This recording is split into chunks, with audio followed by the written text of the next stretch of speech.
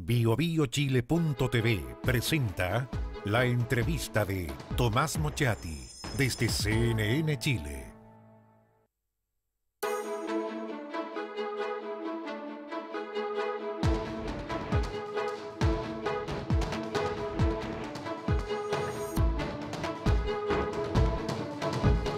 Muy buenas noches. ¿Qué ocurre con nuestros niños? ¿Qué ocurre con el consumo de drogas? ¿Por qué hay tantos niños que están cometiendo abusos sexuales, o portonazos, o incluso asesinatos? ¿Por qué hay niños que mueren en balaceras? Nos acompaña esta noche Sergio Canals, es psiquiatra infantil, infanto-juvenil, profesor de la Unidad de Psiquiatría, Filosofía y Humanidades de la Clínica Psiquiátrica de la Universidad de Chile, profesor de posgrado de Ingeniería Industrial de la Universidad Católica, en Humanidades para la Gestión, ese es el curso, para hablar justamente de estos temas que han impactado tanto a la opinión pública en los últimos tiempos. Buenas noches. Muy buenas noches, don Tomás. Un menor de 13 años protagonizó hace poco más de una semana, una posible violación a una mujer en el centro de Santiago, en el Parque Los Reyes. Iba con 3 personas y había un menor de 16 años, pero 13 años.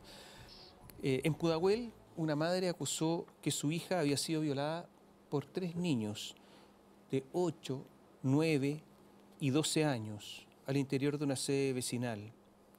1 de cada 10 delitos sexuales es cometido por menores de edad, 1 de cada 10. Y leo acá, porque ha habido muchísimos... A ver, ¿qué pasó esta mañana, por ejemplo?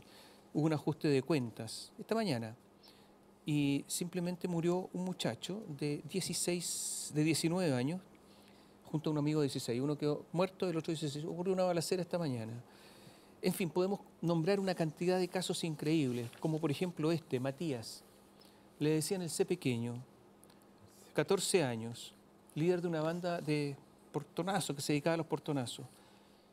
Hace una semana, pocas, fue encontrado a orillas del río Maipo, con 5 balazos ejecutados.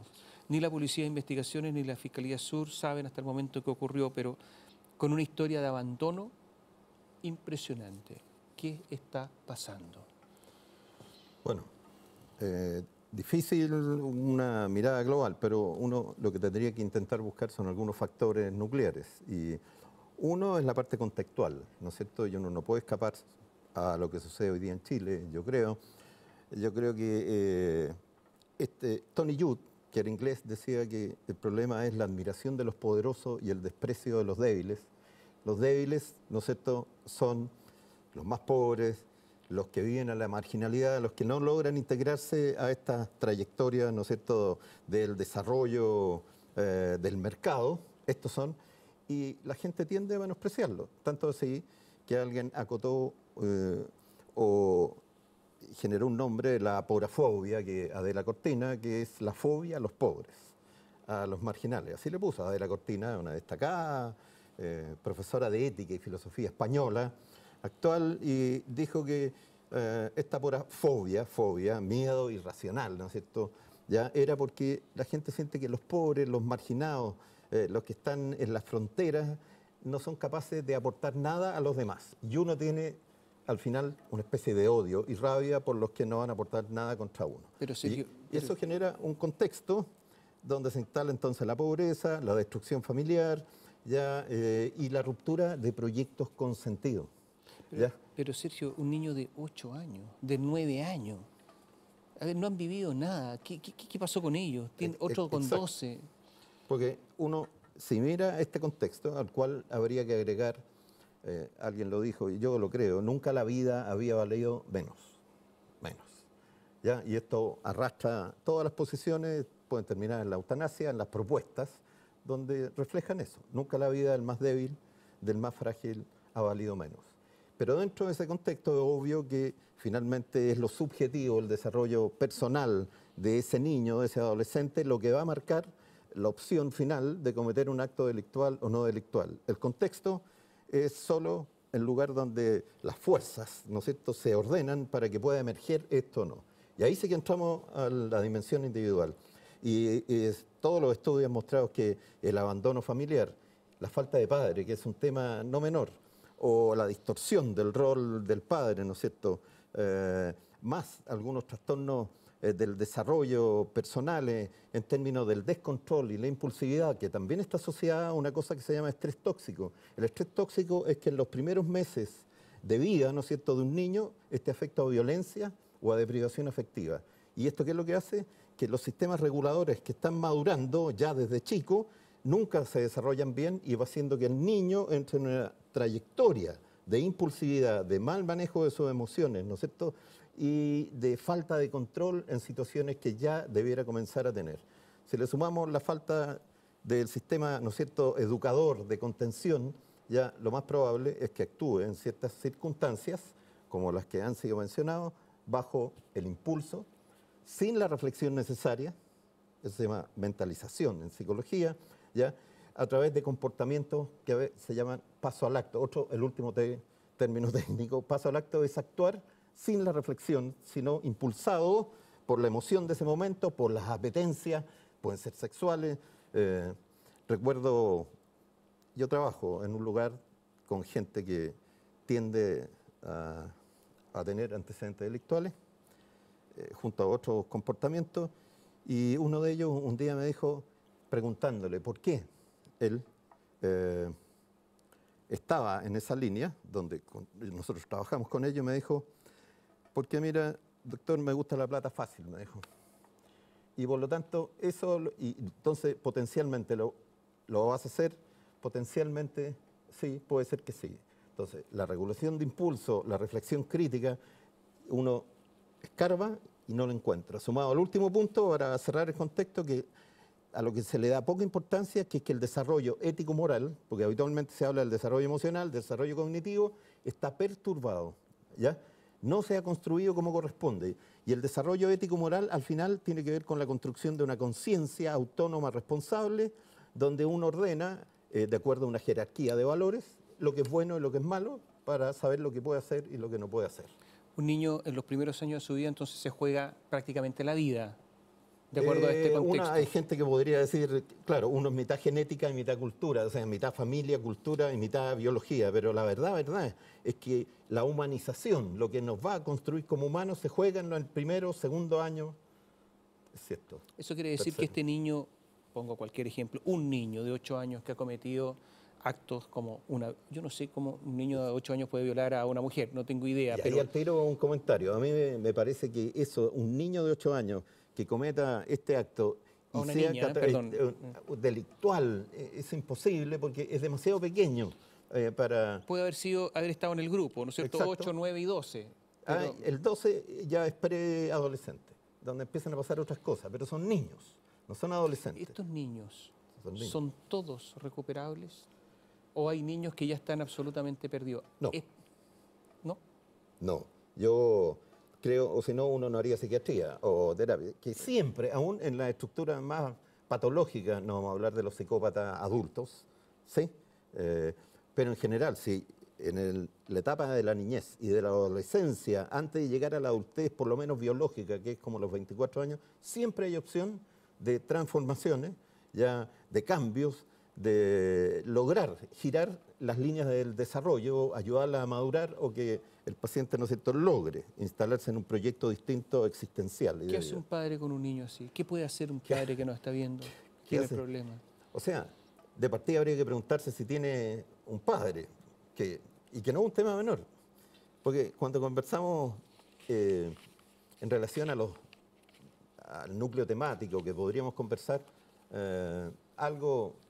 yo pensé en el tema del rol del padre hoy día. Porque los estudios han mostrado, y cuando uno habla de violaciones de niños hombres, ¿no es cierto? Y la mayoría de quienes cometen delitos son hombres, aunque hay mujeres que están en las pandillas, ¿no es cierto? Pero tienden a ser hombres. Y una de las factores y causas que viene desde hace mucho tiempo siendo mencionada desde Freud y en los estudios socioculturales es que el padre o no está presente, o es un padre lateral, marginal, o es un padre, ¿no es cierto?, que tiene problemas, ya sea de consumo de alcohol, de drogas, pero en general no está. Entonces, se han hecho muchos análisis del porqué. Y uno que a mí me gusta es de este psicoanalista junguiano, Soya, no sé cómo se pronuncia, no creo que sea Soya, porque si no sería Soja. Es un italiano, es Soya. Soya, suena como soya. Pero Él dice, el problema de hoy, y me gustó mucho su libro para explicar esto, es que el rol de padre, el espíritu paternal, ha desaparecido y se ha modificado. ¿A qué se refiere él? Él escribió un libro muy lindo que se llama El gesto de Héctor. Héctor, ahí hace referencia a Ilíada, ¿no es cierto?, cuando Héctor va a salir a pelear con Aquiles y lo va a matar de todas maneras, porque Aquiles apoyado por los dioses, y va a despedirse de su hijo con casco, con escudo, y, ¿no es cierto?, y armadura. Y el hijo no lo abraza. ¿Y qué hace él? Se saca el casco, el escudo, la armadura, y el niño lo abraza, él lo toma, lo levanta hacia arriba. Ese es el gesto de Héctor, donde está elevando hacia los dioses al hijo, ¿no es cierto?, y de alguna manera está transmitiéndole este espíritu paternal que va a terminar con una identificación. Entonces, ¿qué dice él?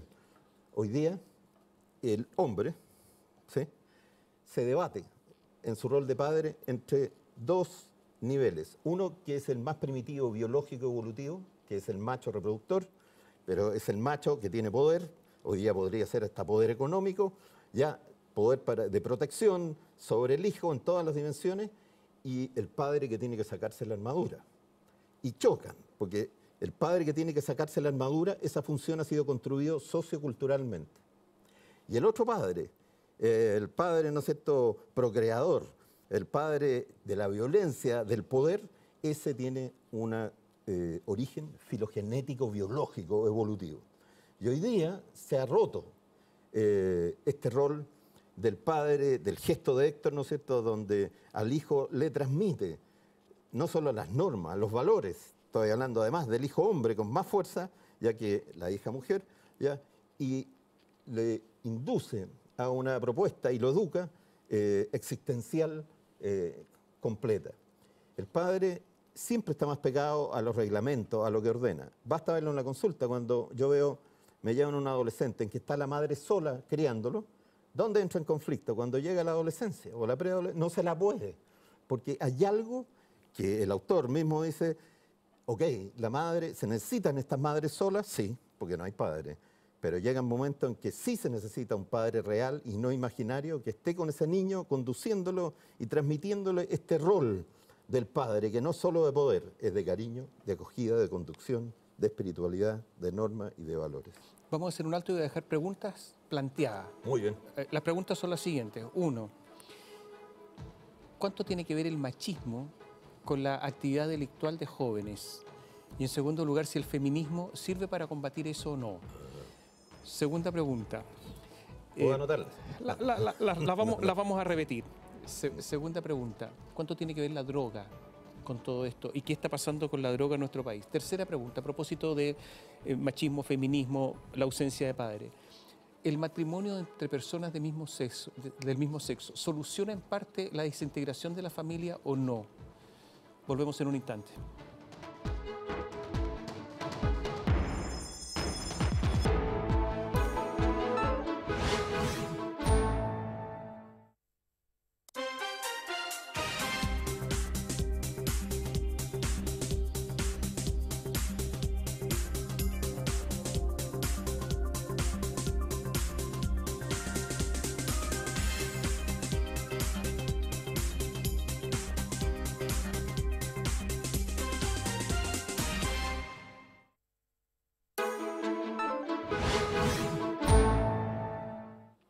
Sergio Canals nos acompaña esta noche y quedaron preguntas planteadas. Partamos por una.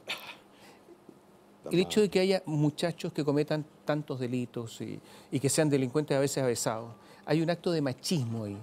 ¿El movimiento feminista sería un movimiento que contrarresta eso? No, esta es mi posición. En general, todo lo que empiece a oler a ideología, como diría un argentino, se pudre. Se pudrió. Pero el feminismo en el eje central es correcto, en términos de, ¿no es cierto?, levantar los derechos de las mujeres como corresponde, evitar la violencia contra ellas. Pero hay mucho feminismo, hay los feminismos radicales puritanos, norteamericanos, hay otros diferencialistas que llaman, en donde siempre la mujer es superior al hombre. Entonces, el feminismo que intenta suprimir al hombre en sus roles y lo ve solo como enemigo, no soluciona el problema, sino que al revés. Lo agrava desde ese punto de vista. Independiente, insisto, de lo que es legítimo que es buscar, ¿no es cierto?, el que no exista ningún tipo de violencia contra la mujer y sus oportunidades sean similares a las del hombre sin diferencia. En eso estoy de acuerdo. Pero en la otra visión feminista, donde el hombre siempre es sospechoso de la violencia, del abusador, del violador, ya lo único que hace es no apoyar la relación en la diferencia que debe ser armoniosa y responsable. Por algo existe un hombre y una mujer, mi posición. El hecho de que haya familias destruidas, madres solas, en realidad cuidando, Lógico, muchas criando, madres está solas. lleno, ¿no es cierto?, de madres Muchas solas. madres solas. Se está proponiendo matrimonio igualitario, matrimonio entre personas del mismo sexo, y se está proponiendo que personas del mismo sexo puedan adoptar hijos. ¿Qué pasa ahí? ¿Esos niños tienen una posibilidad de salvarse frente a un matrimonio destruido o no? Es que tiene dos respuestas a dos niveles, porque uno es la posición extrema frente a un matrimonio destruido e inexistente, y la no existencia entonces de relaciones amorosas, que finalmente es lo nuclear. Uno podría pensar que sí, pero si uno piensa, y desde la psicología y la psiquiatría, aunque lo debaten, para el desarrollo habitual dentro de las categorías, y voy a decirlo nomás, normales, se necesitan las dos figuras, la figura del hombre y la figura de la mujer. Tanto para la mujer, el hijo y la hija, porque para la hija la relación con el padre le va a mostrar cómo se va a relacionar después con un hombre, la va a educar en eso, ¿sí? Y el del niño con el padre, de cómo el padre trata a la madre. O sea, desde chiquitito va a ver que hay dos opciones. Hay un filósofo que se llama Levinas, que se murió, era judío, lituano, francés, y él decía que la diferencia entre hombre y mujer está más allá del género, y es anterior del género, es lo que le posibilita abrirse al ser humano a la diferencia del otro distinto, del otro radical, es decir, a la variabilidad, ¿no es cierto?, de este mundo donde aparecen distintas formas. Hay algo que está, oculto, que es el consumo de droga. Y digo oculto porque en Chile nunca se encuentra un gran narcotraficante, nunca nada, siempre la señora de la esquina, la de la casa modesta, nada, algo ocurre. Pero resulta que ya se ubica Chile en el tercer lugar en el continente en el consumo de, no solamente de marihuana, también de cocaína. Somos campeones. Campeones. The best. One. Y hay un artículo que leí que se llama La banalidad del consumo de la marihuana. Sí, ¿Cuánto influye esto en la delincuencia? Hoy día lo que uno ve es que el consumo de droga es un ruido de fondo. La marihuana en sí, la única diferencia que tiene, a pesar de que genera daños y comprobados biológicos con la cocaína, es que la cocaína genera una hiperactivación severa que rompe los códigos éticos y morales, y que muchos personas que delinquen, jóvenes y adolescentes, bajo ese efecto de la pasta base, actúan mucho más violentamente, es mucho más destructora, siendo las dos adictógenas. Pero lo que yo he aprendido es que muchos de los delitos también se cometen a la luz del uso de Rabotril, que es un ansiolítico, dije la marca, que es clonazepam con alcohol. Es decir, los delitos y el abuso de droga están muy entrelazados en una sola malla, el uno con el otro. Y basta ver los presos, y los estudios han mostrado que cerca del 80% consumen. Por lo tanto, si no se hace algo en ese nivel, ahora la marihuana, yo lo tengo muy claro, es una droga adictógena, ¿sí? Que su fomento recreacional va a aumentar los consumidores, va a aumentar las personas que se van a enfermar, lo cual es distinto que uno vaya descubriendo medicamentos que ayudan a las personas en ciertas enfermedades a partir de sus componentes. Hay una legitimidad social de la marihuana. Por ejemplo, nadie duda que si alguien consume alcohol no puede manejar.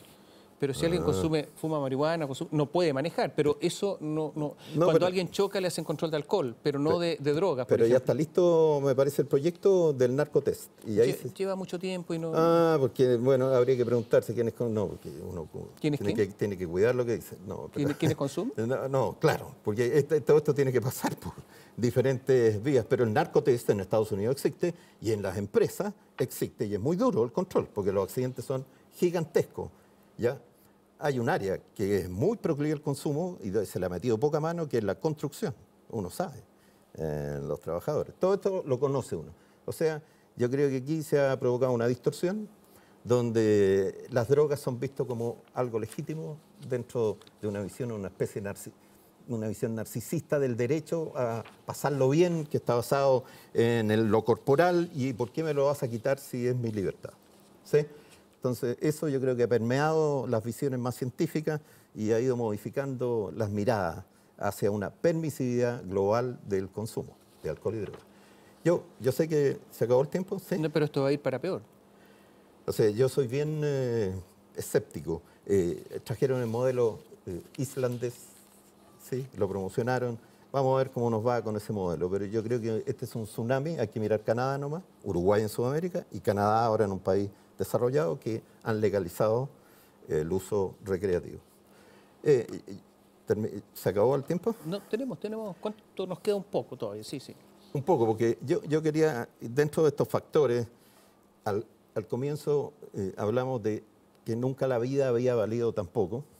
Ese es un eje. Hay otro eje que es la desaparición de la espiritualidad y el fetichismo del cuerpo, de la materia. Si uno ve, todo esto está relacionado con esa mirada, pero hay uno tercero que lo han abordado mucha gente, que es la desaparición del otro en su diferencia radical y la aceptación en su diferencia radical. Hay un filósofo que han leído mucho, que es Byung-Chul Han, el rockstar de la filosofía hoy día, alemán, coreano, ya que él ha construido toda su propuesta, que parte un poco de este filósofo Levinas, ¿no es cierto?, que es, en el fondo, se resume en una propuesta: mientras más diferente eres, más te amo y más responsable soy de ti. Esa es una mirada ética muy poderosa, que se reduce finalmente a una frase que dice: yo soy responsable de todos, ante todos, pero yo primero. ¿Qué significa eso? Que por cada problema que haya, en el fondo todos, es muy dura esa ética, somos responsables, pero nosotros primero que el otro, y no le podemos echar la culpa, porque la pregunta va a ser, frente al niño delincuente, de 8 años, ¿qué pude haber hecho yo alguna vez? ¿Qué pude haber dicho yo? No levanté la voz cuando debía contra algo injusto, ya no tuve el coraje para denunciar algo que tenía que ver con esto, por lo tanto tú te hiciste, nos hicimos, me hice responsable yo primero que los demás, antes de preguntarme qué van a hacer los demás. Y yo creo que esa posición ética hoy día desaparece, ya, y se refleja en forma concreta en el bullying, por ejemplo, donde no se acepta esta diferencia radical, sino que se intenta destruir. Y menos en lo que significa el daño, la violencia, la tortura, el asesinato del otro. Y eso se educa desde pequeño. Sí, es la educación, este filósofo, ¿por qué me gusta? Porque decía, antes que la filosofía está el amor, decía. Yo hago una filosofía desde el amor. Era judío, ¿eh? Era francés. Entonces decía, y después todas las otras preguntas profundas, filosóficas. Yo parto del ser humano, del otro, en sus diferencias. Mientras más diferente eres y más libre, más te amo y más responsable soy de ti. Y yo siempre primero que los demás. En el fondo es la frase antigua. Yo soy el guardián de mi hermano y del prójimo. Pero esas son todas categorías éticas. Éticas. Pero porque el problema de base sigue siendo ético. Pero resulta que filosófico, vivimos en el mundo del mercado. Es y el cierto. mercado no tiene ética. El mercado es el mercado. Y leo acá un artículo. Sí. Sueñan los androides con prostitutas electrónicas, donde dice que en San Diego, California, se fabrican muñecas sexuales y que en Francia, Gran Bretaña, España, Alemania ya hay burdeles en que todas las prostitutas son androides, o sea, muñecos, y tienen éxito. O sea, el mercado, el placer sin nada más, limpio, limpio en el sentido de que no hay lágrimas, no hay, como dice acá, no hay piel, no hay nada. Ese es el poder y lo científico-técnico, ya que están unidos hoy día, ¿no es cierto? Y eso es recogido por una visión que se llama el transhumanismo, que dentro de sus principios dice, nosotros tenemos derecho a hacer todo lo posible por ser mejores, por ser infinitos, y aunque sea utilizando la técnica entre medio, y lo que nos está buscando es el desarrollo de la persona de su manera integral. Y por lo tanto, si para pasarlo mejor yo necesito una prostituta electrónica digital, es legítimo, porque así me voy a sentir mejor. No me importa, como dices tú, que no haya no solo ni piel ni lágrima, no hay espíritu, no hay nada. Es una realidad absolutamente virtual. Bueno, eso es una visión transhumanista, digamos, extrema, que manipula los genes, es capaz de cortar el ADN para sacar las enfermedades, pero también para mejorar a ese embrión desde la primera célula, ¿no es cierto?, que ya tiene vida, ¿ya? Esa es una visión extrema, pero creo que empieza a cubrir todos los espacios y la sexualidad es uno de los campos donde trabaja más fácilmente, porque ¿cuáles son las 3 áreas donde más se gana plata? Ilegal, pero ahora legal y legalmente, las drogas, las armas y la pornografía. Esto. Y el mercado, con su visión, ¿no es cierto?, la que se instala ahí. Y entre una mujer como esta y una mujer a la que pueden violar, a lo mejor las miran de la misma manera. Estamos terminando, pero, sí, pero es más o menos lo mismo. Porque la reflexión al final es un sexo máquina. Exactamente. Es un sexo máquina. Cuando yo supongo que viola, cuando uno está el violador ahí, lo que tiene al frente, y uno puede ser muy duro, al final es una especie de agujero, ¿no? Gracias, Sergio. Gracias por acompañarnos. Y a ustedes muchas gracias por estar con nosotros. Buenas noches.